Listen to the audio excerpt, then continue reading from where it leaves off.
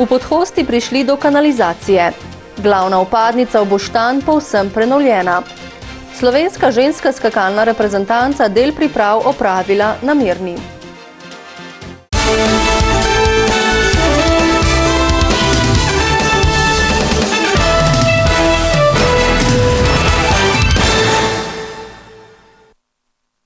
Dober večer.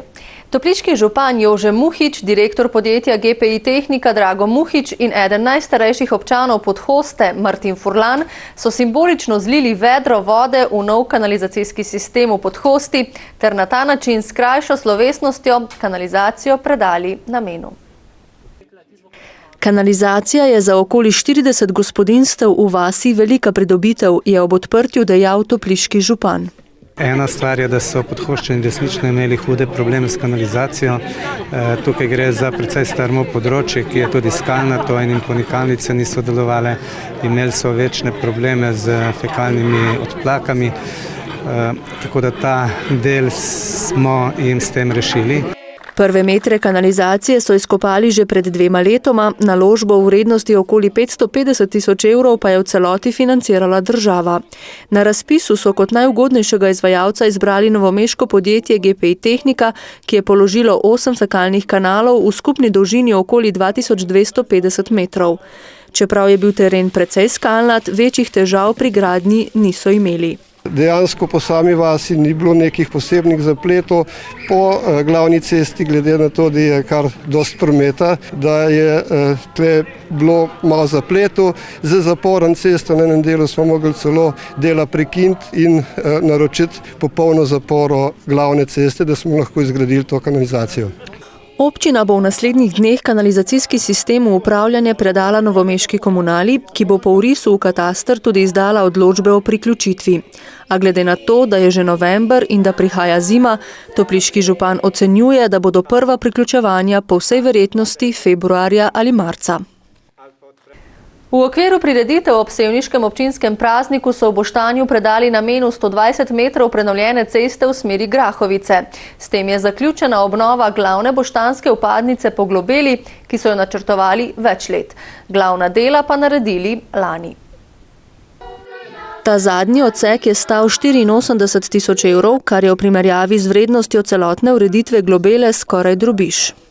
Ta ureditev bo težka skupaj že kar blizu milijona, pa še vedno ni končano, kajti Boštanj, ceste, vpadnice v Boštanj so bile nekako zastarele in s projektom Globela v lanskem letu smo kvalitetno bistveno izboljšali dostop do Boštanja. Treba bo urediti še nekaj metrov te lokalne ceste do Podlipnika v Grahovici.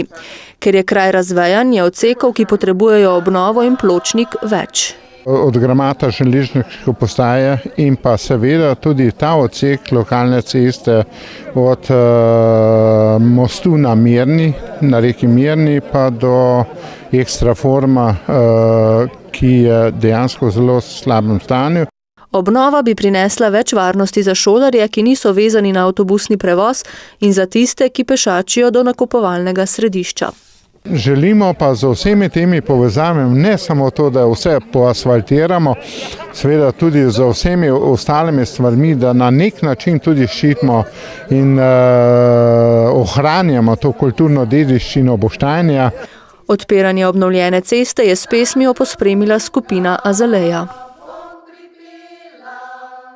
V Ivančni Gorici je danes tamkajšnji župan Dušan Strnad sprejel kmetico leta 2013 Marijo Podobnik iz Dobrave pri Stični, o čemer smo že poročali, in ji podelil posebno županovo priznanje.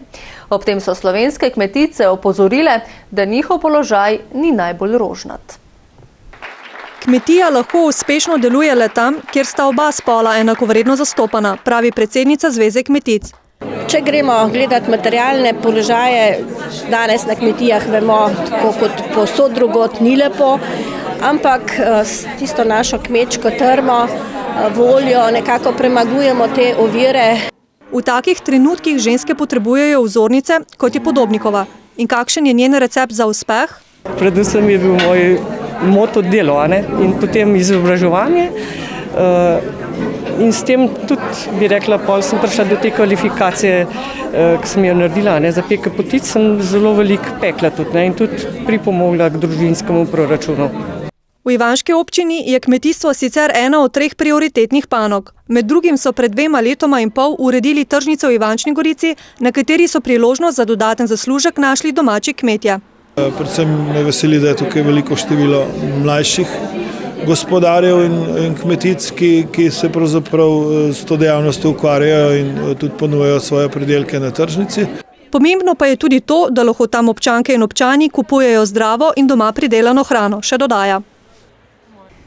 Danes mineva 69 let od tragične nesreče komandanta slovenskih partizanov Franca Rozmana Staneta, ki je umrl za posledicami hude rane, ki jo je dobil med preizkušanjem novega orožja v Lokvah pri Črnomlju. Dogodek vsako leto obeležijo s spominsko slovesnostjo, ki se je udeleži množica ljudi. Številne delegacije pri spomeniku položijo vence. Da Belokranjci ne pozabljajo na obdobje NOB, je dejal predsednik Združenja borcev za vrednote NOB Črnomelj. Tu se je prav v Beli krajini rojevala Slovenija in kot temelj tudi današnje države Slovenije. Pozitivne vrednote takratnega časa ne smejo utoniti v pozabo, opozarja Strmec. To pa so domoljubje, svobodomiselnost, medsebojna pomoč in podobno. In s tako manifestacijo želimo te dobre stvari prenašati tudi na mlajšo generacijo. Slavnostni govornik Franci Šali je orisal njegova vojaška leta in poudaril, da je bil pri ljudeh dobro zapisan. Kakor nekakšno upanje, kakor sigurnost v srcu in v zavesti. A tako kot se je človek boril nekoč, se mora boriti tudi danes, in sicer za vsakdanje preživetje. In če bi bil danes med nami, pravi Šali, bi Franc Rozman Stane ljudem dejal: Tovarišice in tovariši, dragi ljudje, bi rekel, boj. V boj je treba iti, boj še ni končan.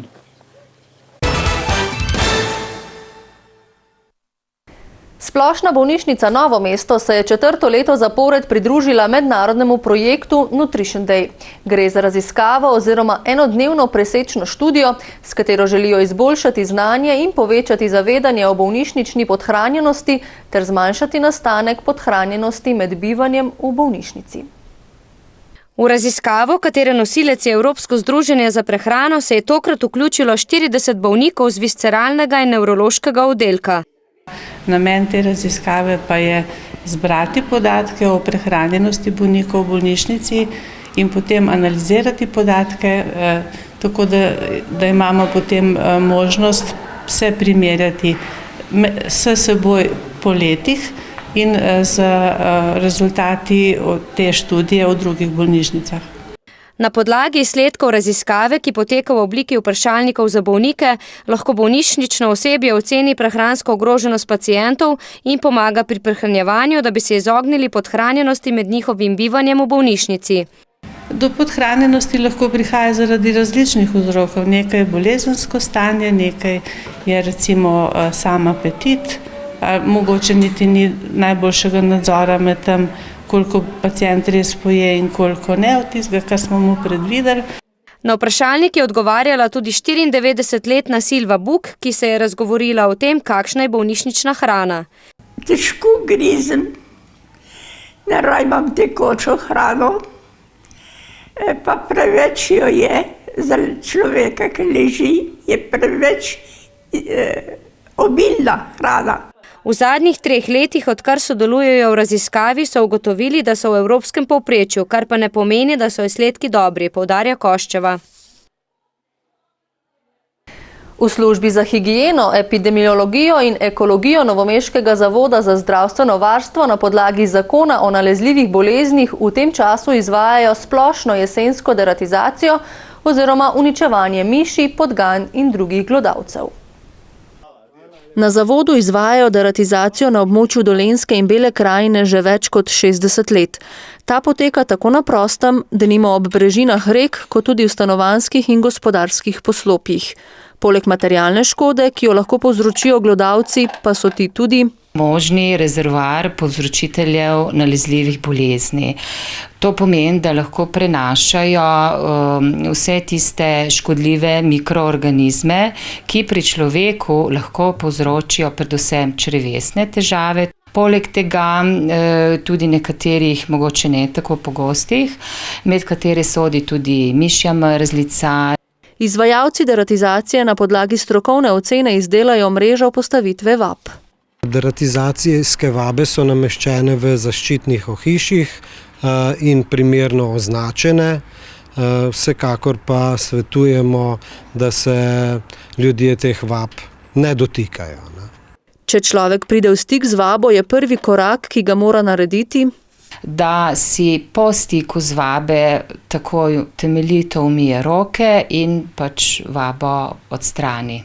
Poleg splošne jesenske in spomladanske na zavodu opravljajo še sistematično deratizacijo, ki poteka skozi vse leto.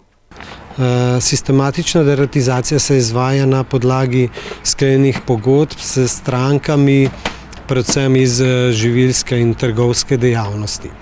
Na zavodu si želijo, da bi obseg deratizacije povečali, vendar je to pogojeno s finančnimi sredstvi, zato za zdaj le gasijo ogenj in preprečujejo največjo škodo, poudarja Miljavčeva. Na tekmah osmine finala Pokala Slovenije v rokometu je nastopilo kar nekaj klubov iz jugovzhodne Slovenije. Z našo kamero smo bili v športni dvorani Marof, kjer sta se v dolenjskem derbiju pomerila novomeška Krka in Ivanški Sviš. V začetku drugega polčasa so bili Novomeščani še v prednosti, nato pa so gostje iz Ivančne Gorice stopili na plin in na koncu zanesljivo slavili s 23-18 in si s tem zagotovili četrtfinale. Sama analiza prve tekme v prvenstvu, ki smo jo odigrali z njimi, smo dosti tehničnih napak naredili, tudi v drugem polčasu smo se nekaj še lovili, ampak na koncu je odločila velika želja, borbenost in zmanjšanje teh tehničnih napak, kaj bo trovalo temu, da tudi Sviš se počasi dviguje v tej formi. Tako moram reči, da imamo zelo kar probleme v ekipi, že kar 10 dni za sestavo ekipe, tako da moram reči, da smo se pred zadnjim treningom zbrali, da smo se skompletirali, vendar še ne vse, pozna se nam te poškodbe, ki so bile zdaj, vendar vseeno mislim, da to ne bi smelo biti glih opravičilo. Dve različni usmeritvi za dva dolenjska kluba. Ivančani se bodo poskušali prebiti čim dlje v pokalu, medtem ko Novomeščanom zaenkrat bolje kaže v državnem prvenstvu. Ja, zdaj sta bila dva kar močna žreba, jaz upam, da se bo pa le najdel en prvi obeligaš in da bomo probali res ponoviti lanski uspeh, se pravi med 4. Normalno je, da mi bomo probali državno prvenstvo, da je čisto kar je. Pokal je sicer za nas ni tako priložnost bila, vendar ni tako, bom rekel, kritična tale tekma, vendar naslednja pa bo, sigurno. V drugih obračunih je Trimo Trebnje premagal Loko 2012 29-22, Črnomelj je po podaljšku izgubil proti Ptujski Dravi z 28-29, medtem ko je Krško zanesljivo izgubilo proti Slovanu z 19-32. Sezona smučarskih skokov na plastični podlagi je končana. Članice ženske skakalne reprezentance pa so se za nekaj časa poslovile od skokov. Kondicijo za novo sezono, v katerih med drugim čakajo olimpijske igre v Sočiju, so pridobivale tudi na nekajdnevnih pripravah na Mirni. Pričakovanja so visoka, predvsem zaradi olimpijskih iger. Dekleta pa so dobro pripravljena, pravi njihov glavni trener. Mislim, da je pravzaprav osnovni problem samo ta, kako pravzaprav vse skupaj potlej uskladiti in potlej v enem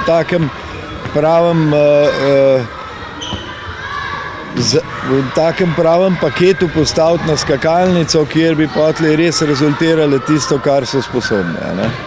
Na olimpijskih igrah bodo prvič lahko nastopile tudi ženske. Kandidatki za 4 skakalke v slovenski reprezentanci, ki bo odpotovala v Rusijo, sta tudi domačinki Maja Vtič in Eva Logar. Sami načrti so pač itak olimpijske igre, pa konstantno pač dobro skakati oziroma na dosti visokem nivoju, pač da se uvrščam med tisto 10-terico. Zdaj, če bom dobro skakala, potem bodo tudi olimpijske igre prišle. Tako da sem bolj pač usmerjena v to, da bi odpravila te rezerve v tehniki, tako da bojo pa skoki na čim višjem nivoju. Ekipa deklet je močna in dobro izenačena, zato lahko od vseh deklet pričakujemo veliko, pravi pomočnik trenerja, sicer pa dolga leta vrhunski smučarski skakalec. Če lansko zimo gledamo, smo bili zelo blizu in to vsaka posameznica, nekatere večkrat, ampak čisto na sam vrh. Med 3 nismo prišli lansko leto, kar pa ne pomeni, da letos ne moramo. Dekleta bodo do konca prihodnjega tedna še brez skokov, potem pa se bodo vnovič podale na skakalnico. In na olimpijskih igrah, pa tudi prej, bomo zanje in za ostale športnike stiskali pesti. Hvala, da ste bili z nami in prijeten večer še naprej.